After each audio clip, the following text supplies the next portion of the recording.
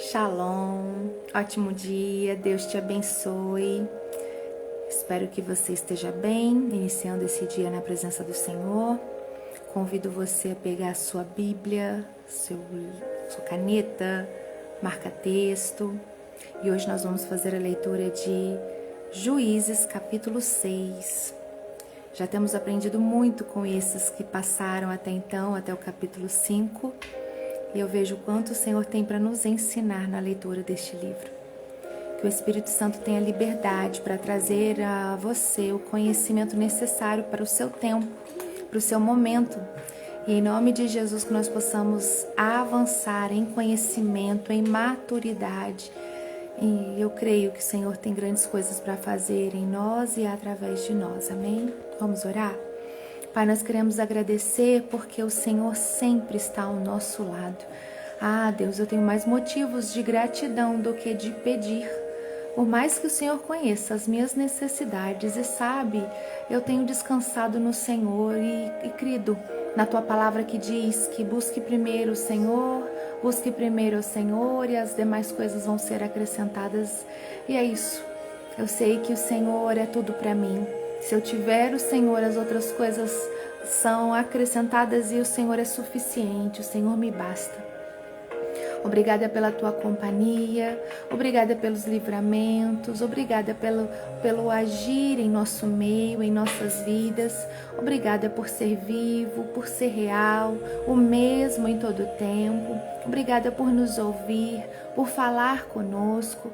E ao lermos, Deus, da tua palavra, Espírito Santo de Deus, tens liberdade para nos conduzir a aprender, a entender. Passeia, Senhor, em nossa casa, em nossos lares. Espírito Santo, o Senhor tem morada garantida em nossas vidas. Não seja apenas uma visita, mas faça permanente presença em nosso meio. Conduza-nos, Deus, em todo o tempo. É a minha oração.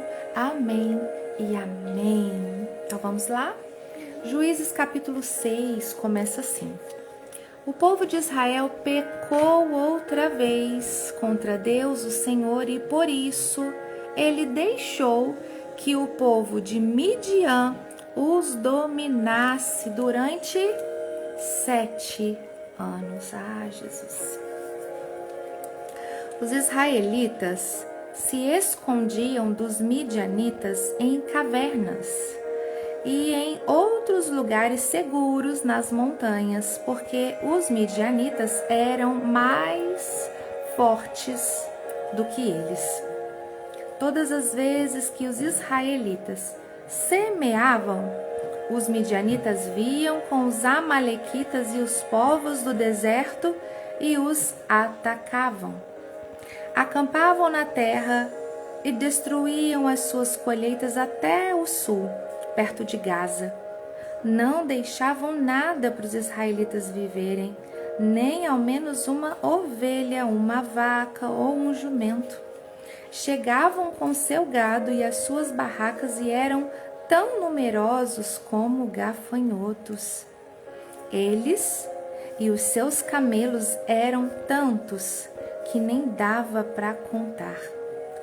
Vinham para destruir a terra e o povo de Israel não podia com eles. Então os israelitas pediram socorro a Deus, o Senhor. A mesma história, né? E quando eles oraram ao Senhor por causa dos midianitas, ele mandou um profeta que lhes disse: assim diz o Senhor, o Deus de Israel: eu tirei vocês da escravidão do Egito. Eu os livrei dos egípcios e dos que lutaram contra vocês aqui nesta terra. Eu expulsei os seus inimigos, eu dei a vocês a terra deles.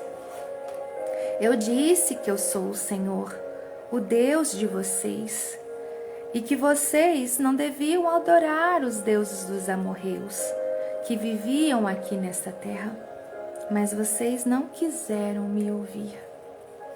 Então o anjo do Senhor veio sentou-se debaixo de um carvalho que havia perto do povoado de Ofra, e esse carvalho pertencia a Joás, que era da família de Abiezer.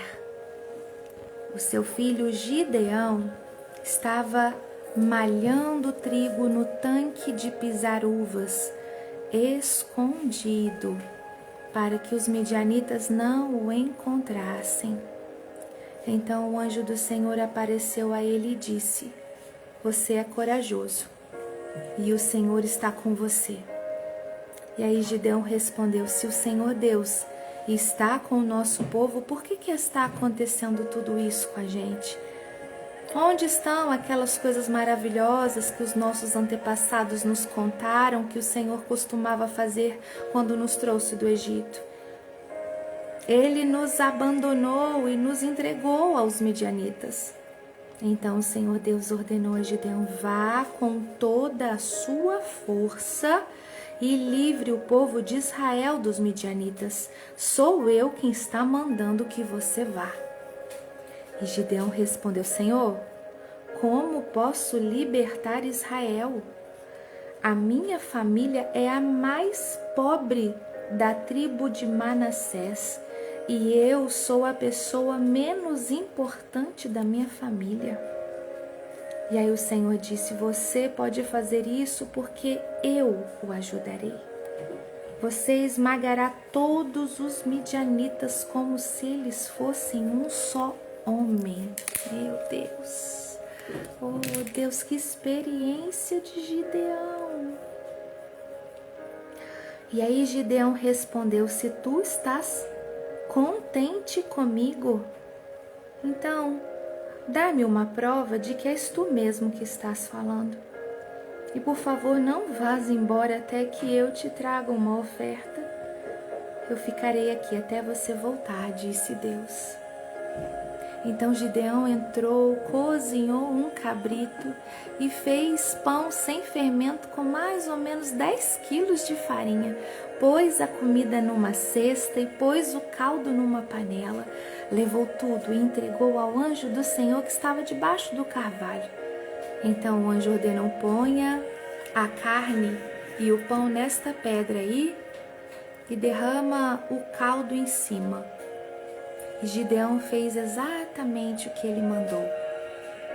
Em seguida, o anjo estendeu o bastão que tinha na mão e tocou com a sua ponta a carne e o pão.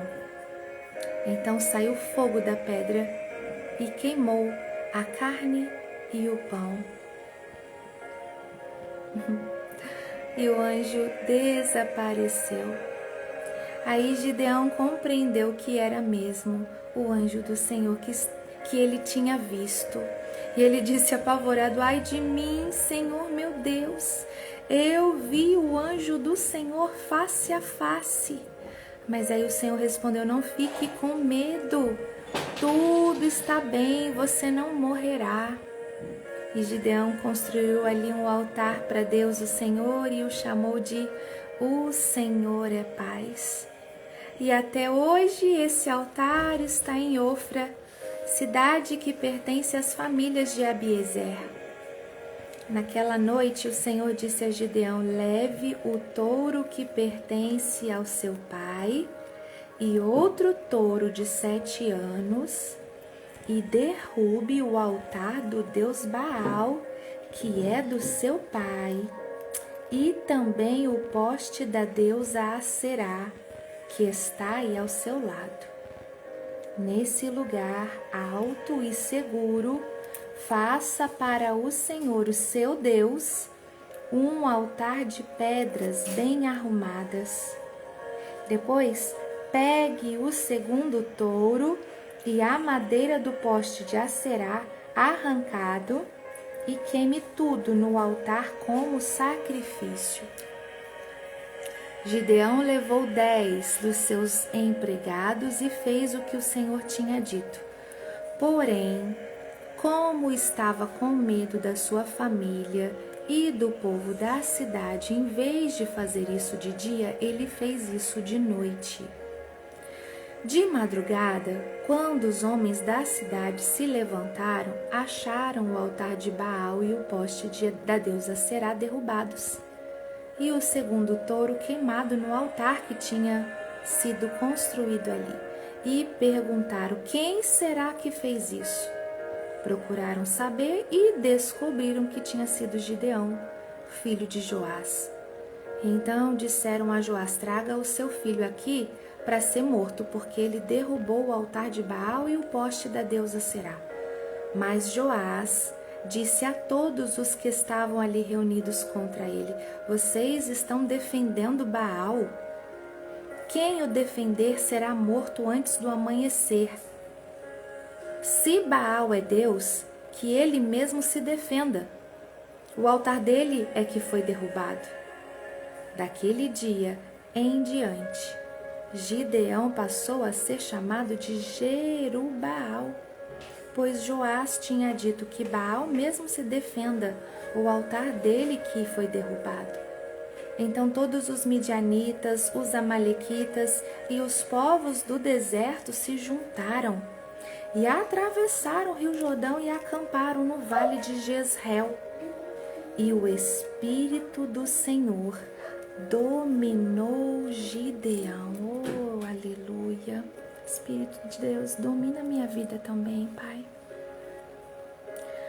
E ele tocou uma corneta feita de chifre de carneiro. E os homens do grupo de famílias de Abiezer foram juntar-se a ele.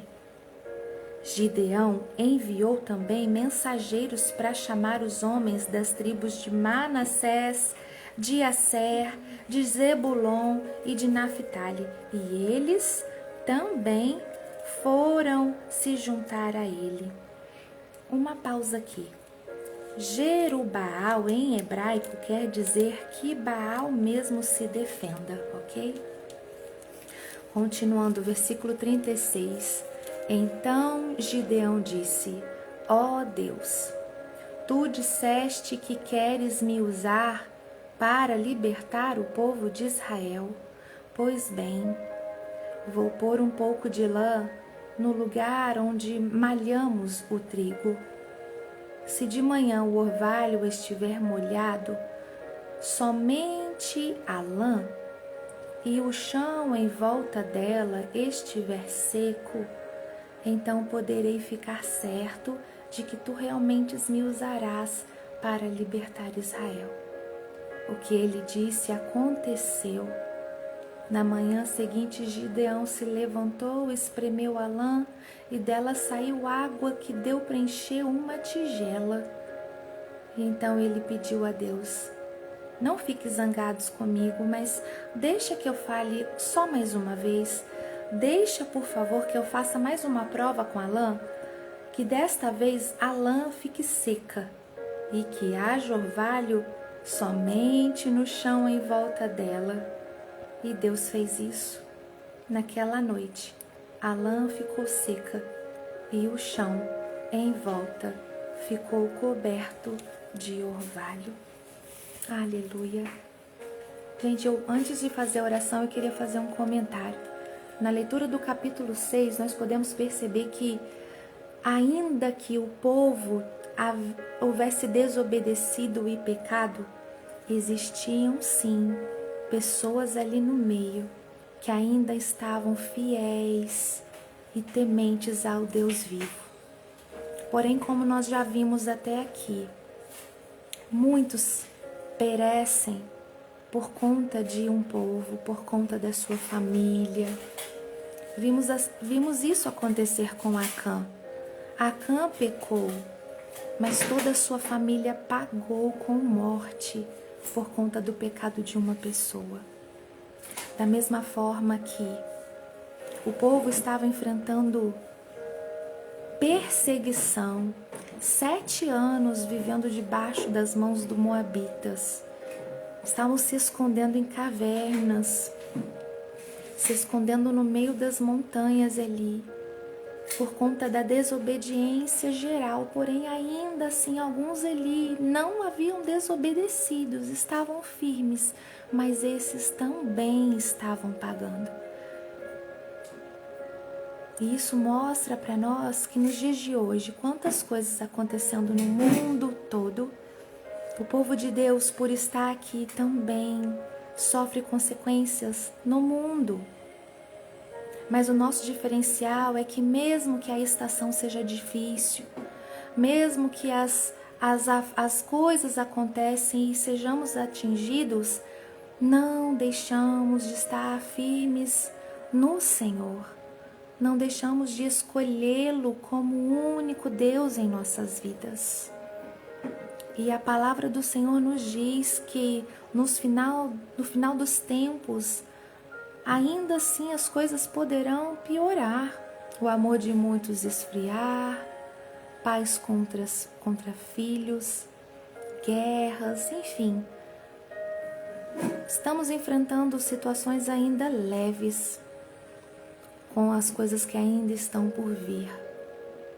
E nós precisamos ter certeza de em quem nós cremos, em quem nós estamos firmados, porque escolhemos Deus acima de toda e qualquer coisa. E que você permaneça firme no Senhor. E entenda que às vezes as coisas que acontecem conosco ou em volta de nós, muitas das vezes não é nem por sua causa, por sua atitude. Às vezes por consequência de um ato da família, de um ato dos seus que já foram. Por isso a importância dos pais decretarem bênção sobre a sua descendência, quebrarem maldições deixadas pelos passados, sabe? Pelos antepassados. Nós sabemos que quando nós aceitamos Jesus como único e suficiente Salvador, Ele leva sobre si todo o erro, todo o pecado, toda a doença. E nós nos tornamos novas criaturas. As coisas velhas se passaram e tudo se faz novo. E amém por isso. Porém, quando nós temos o conhecimento que algumas coisas podem estar sendo abertas ou como brechas, faz a tua parte. Você já é abençoado, o Senhor te chamou para um novo tempo e sobre você está a graça de Deus e a presença do Espírito Santo. O inimigo não tem poder sobre você. Porém, abra a sua boca e profetiza a bênção sobre os seus, sobre a sua casa, sobre a sua família. E desfaz, pelo poder da tua boca, qualquer brecha que o inimigo achava que poderia ter, não sobre você, porque ele não pode mais, mas às vezes achar que sobre uma descendência que está por vir, ele poderia usar, porque tinha aberto isso antes. Não, então você quebra isso, desfaz, repreende no poder de Jesus. Amém? Pai, nós queremos agradecer por essa leitura, por esse tempo, por esse aprendizado, porque o Senhor nos ensina tanto. Ah, Deus, o meu desejo é que, com o passar do tempo, eu ainda lembre e entenda o que eu aprendi em Juízes capítulo 6, através de Gideão. A experiência que ele teve, a prova do orvalho e da lã, como eu lembro disso, mas eu não sabia do contexto. Olha a importância de não ler um versículo isolado, apenas uma história isolada. Ah, Pai, eu quero de fato agora aprender e lembrar sempre tudo o que aconteceu através de Gideão e o que ainda vai acontecer. Obrigada por nos ensinar, obrigada pelas chaves entregues a nós neste tempo, neste dia. Obrigada por este amor e este cuidado conosco. Nós te amamos, Pai, sempre, sempre, sempre. Amém e amém. Glória a Deus. E vamos ler aqui a compreensão do capítulo 6. Diz assim para nós. Capítulo 6 é um manual de transformação de uma mente bloqueada pelo medo. Se a Débora era a estrategista segura, Gideão é o analista retraído, que precisa ser despertado. Primeiro ensinamento para mim, e eu compartilho com você, diz assim: a reconfiguração da autoimagem sobre a identidade. O cenário de crise, versículo 11, Gideão estava malhando o trigo no lagar, um buraco escondido para que os midianitas não o vissem. Gideão tinha mentalidade de escassez. Ele estava com medo de perder o pouco que ele tinha. O lagar é o lugar onde se pisa uvas, não onde se malha trigo. Ele estava no lugar errado, fazendo a coisa certa de forma ineficiente, apenas para se proteger. Olha, gente. E aí o anjo do Senhor aparece e diz: o Senhor é contigo, homem valoroso. O anjo não o chamou pelo que ele era medroso no lagar, mas pelo que ele era em Deus, valoroso. Você sabe, Glaucia, seu papel como treinadora, como líder, que é espelhar para as pessoas o potencial que elas ainda não conseguem ver por causa do medo. E o Senhor vai olhar para nós sempre com o olhar de quem nós somos nele. Ele vai te chamar pelo que você é nele. Por mais que no momento você esteja numa situação a qual não condiz como ele te chama, mas ele não vê o seu estado agora. Ele te vê além, ele te vê lá na frente, ele te fez para quem ele te chamou para ser. Ele te vê com o propósito sendo realizado na sua vida. O protocolo de prova, do versículo 36 a 40, o famoso velo de lã. Muita gente critica Gideão por duvidar, mas eu entendo. Gideão estava buscando segurança. Segurança mediante tudo que ele já tinha vivido e estava vendo. Ele precisava de evidências claras antes de arriscar a vida do seu povo. E às vezes o que as pessoas precisam não é de um empurrão cego, mas elas estão precisando de clareza para tomar suas decisões. E o aprendizado para nós aqui hoje tem como tema: Deus não chama os prontos, Ele prepara os chamados. Antes de Gideão enfrentar os midianitas, Deus manda ele destruir o altar de Baal, que estava na casa do próprio pai dele. Você não pode liderar uma libertação lá fora enquanto não resolver a idolatria, dependência emocional, medos ou até mesmo ídolos dentro da sua própria casa. A liderança de Gideão começou com uma faxina familiar. Meu Jesus. Primeiro ponto para nós então: identifique o seu lagar. Em que área da vida você está se escondendo, fazendo o trabalho no escuro por medo de ser visto ou criticado? Mude a sua narrativa. Pare de se definir pelos seus medos. Eu sou ansiosa, não tenho capacidade, isso não é para mim, eu não consigo. Comece a dizer o que Deus diz sobre você: você é valorosa. O Senhor está contigo, o Senhor te chamou para algo maior, Ele vê o seu futuro. Faça uma faxina doméstica. Existe algum altar de Baal? Existe algum comportamento, alguma dependência que você precisa derrubar hoje na sua vida privada, na sua casa, antes de você conseguir avançar e liderar aí fora? E a nossa frase para hoje é: Deus não te chama pelo nome de medo. Ele te chama pelo nome do seu propósito. Eu falei antes e Deus confirma para nós. Você pode estar escondida no lagar hoje, mas aos olhos de Deus, você já é alguém valoroso. O seu medo é apenas o cenário da sua maior vitória.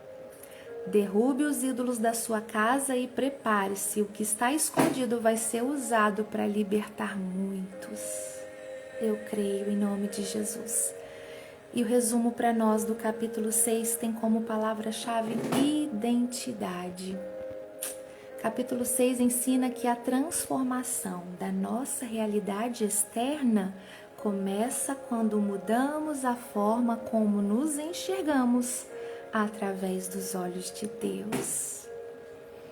Não é incrível ver que Deus não desistiu de Gideão só porque ele estava com medo? Deus não desiste de nós. Ele teve paciência com o processo dele. E aprenda e entenda, Ele tem paciência comigo e com você nos nossos processos. Isso é amor, isso é cuidado, isso é coisa de Deus.